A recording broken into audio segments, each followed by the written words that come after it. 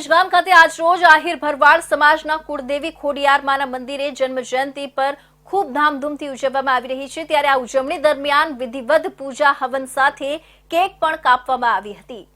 આજરોજ કામરેજ ગામ ખાતે ડેરા ખાડી નજીકના ખોડિયાર માના મંદિરે ખોડિયાર જયંતિની ખૂબ હર્ષોલ્લાસ સાથે ઉજવણી કરવામાં આવી હતી।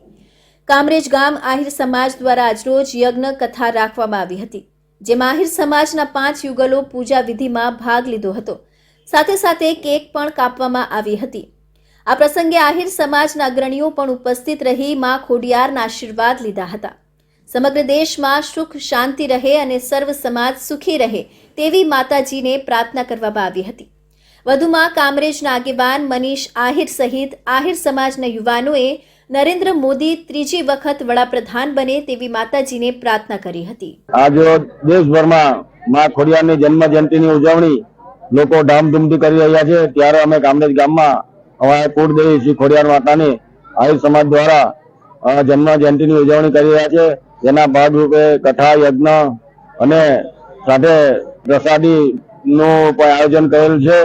અમે માતાજીને પ્રાર્થના કરીએ છીએ કે સમસ્ત સમાજ ને દેશના લોકો સુખી અને સમૃદ્ધ રહે એવી માતાજીને પ્રાર્થના કરે અને સાથોસાથ આપણા વિશ્વના લોક લાડીલા શ્રી નરેન્દ્રભાઈ મોદી એ ત્રીજી વાર દેશના વડાપ્રધાન બને એવી માતાજીને અમે પ્રાર્થના કરીએ છીએ।